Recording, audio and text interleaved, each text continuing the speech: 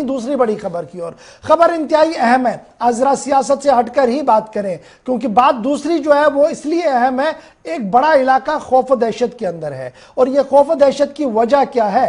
जंगली जानवर दस्तक दे रहे हैं, खुलेआम घूम रहे हैं बड़गाम के इलाके के अंदर। और बड़गाम ओमपोरा हाउसिंग कॉलोनी, जो एक तरफ से एयरपोर्ट का एरिया है, एक तरफ से बड़गाम टाउन का एरिया है, और ये पूरा इलाका जो है ये रेजिडेंशियल माना जा रहा है। और उस रेजिडेंस के बीच एक छोटी सी नर्सरी है, जहां पर यह माना जा रहा है कि अब तेंदुए और दीगर खूंखार चीजें जो जानवर हैं वो देखने को मिले हैं। अब यह पहला दिन नहीं है। जिन्होंने हमारी नशरियात को देखा होगा, चंद दिन पहले हमने आपको सीसीटीवी फुटेज दिखाया था कि किस तरीके से तेंदुए रिहायशी मकानों के ऊपर से चल रहे हैं और खौफजदा वहां पर सब कुछ है। इंतजामिया आपको दिख रही है ग्राउंड पर, अलर्ट है, लेकिन जो टेक्निकलिटीज होनी चाहिए थी, क्या उन टेक्निकलिटीज को लेकर टीम मैदान में है? पहले तो टीम से ही सवाल है। फिर वाइल्ड लाइफ महकमा लगातार एक बात बता रहा है कि जनाब नर्सरी वहां पर है, इसलिए हम अंदर नहीं जा पा रहे हैं और हम पता नहीं कर पा रहे हैं। वो दूसरा तुर्रा है उनका।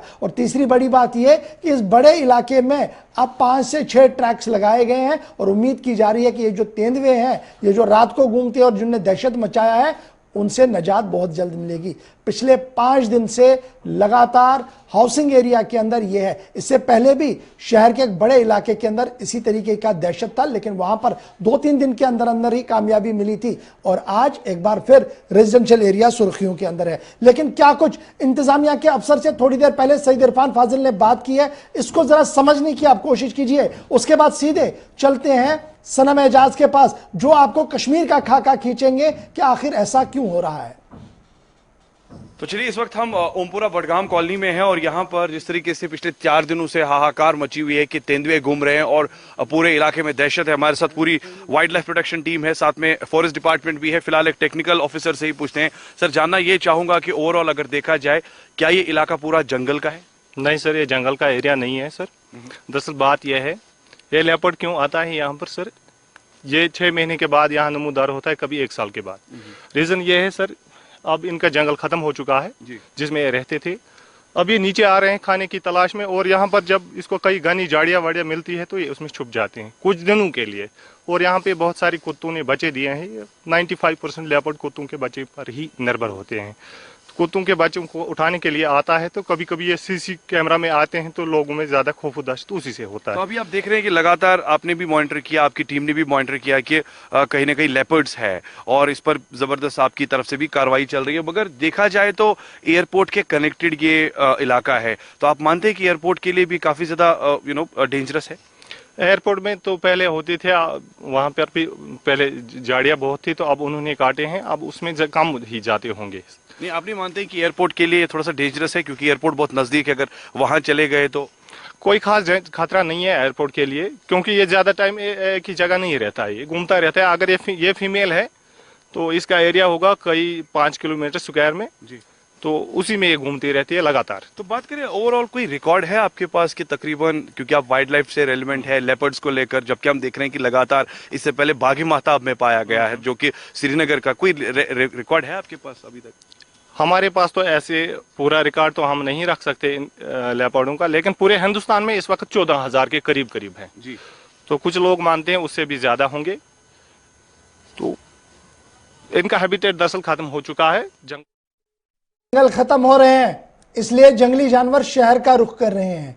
बात तो सही है, पते की भी है, लेकिन यह कहकर क्या महकमा जंगलात अपनी काम को या अपने फर्ज से दूर तो नहीं हो रहे हैं? क्या इसका बहाना बनाकर कुछ चीजों के लिए रास्ता तो नहीं खोला जा रहा है? एक बड़ा सवाल है। और इस सवाल को जानने के लिए मेरे साथ मेरे सीनियर न्यूज एडिटर सनम एजाज भी श्रीनगर से ज्वाइन किए हुए हैं। सनम, बड़गाम तो मिसाल है, लेकिन नॉर्थ से साउथ तक इस तरीके की खबरें लगातार हम देख रहे हैं, वीडियोज वायरल हो रहे हैं, लेकिन जो काम और जो रेस्पॉन्ड वाइल्ड लाइफ महकमे का होना चाहिए था, क्या आपको लग रहा है पिछले 5 दिन से हाउसिंग कॉलोनी के अंदर या ओवरऑल पूरे शहर या गांव देहात के अंदर वो रेस्पॉन्ड आया है? उस तरीके का कोई मैकेनिज्म अडॉप्ट किया गया, कोई लोगों के लिए अवेयरनेस सामने रखी गई?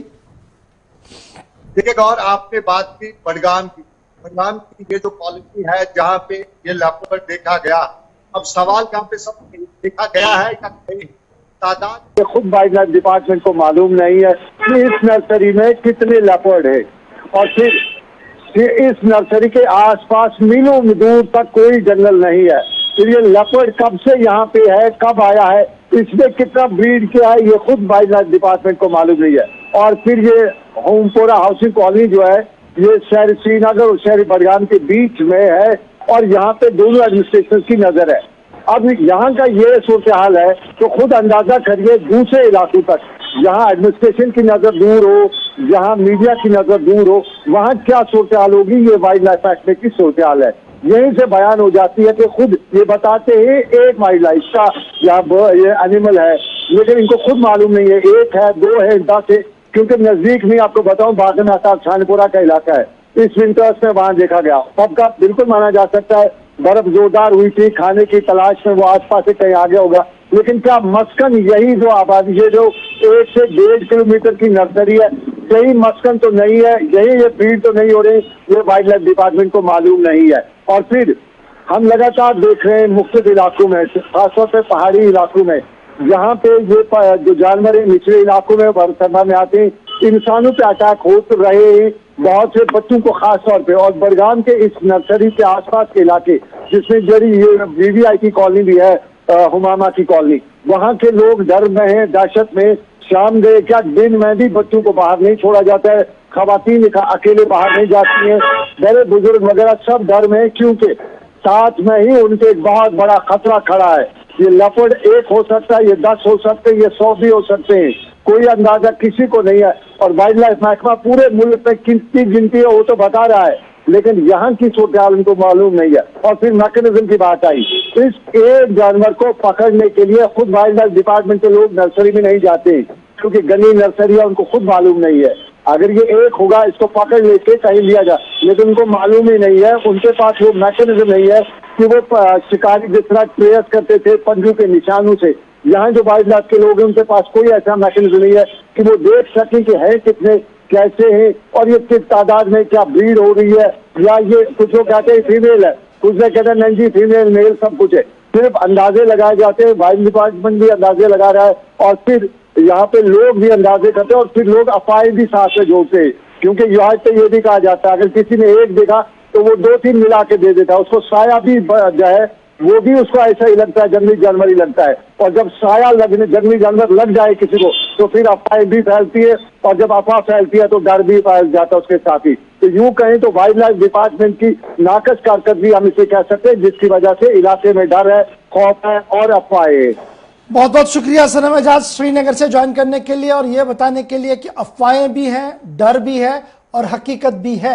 अगर हकीकत नहीं होती तो वाइल्ड लाइफ महकमे का अमला मुतहरिक नहीं होता। अब ये मुतहरिक कैसे है? एक गन इनके हाथ में है और डंडे हैं, इससे वो 3 शेरों को या लेपर्ड्स को पकड़ने निकले हैं।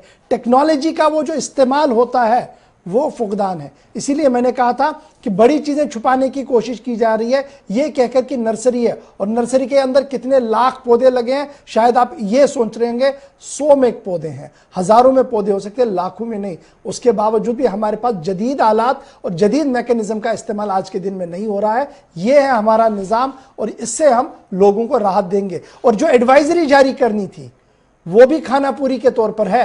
कहीं पर भी यह नहीं कहा गया कि क्या कुछ करने की जरूरत है, कैसे आप बचेंगे, किस तरीके से आपने महफूज अपने आप को रखना है। कहीं पर कोई अवेयरनेस नहीं है, इसलिए ज्यादा दहशत है। अफवाहों का बाजार भी बहुत ज्यादा गर्म है। ये तो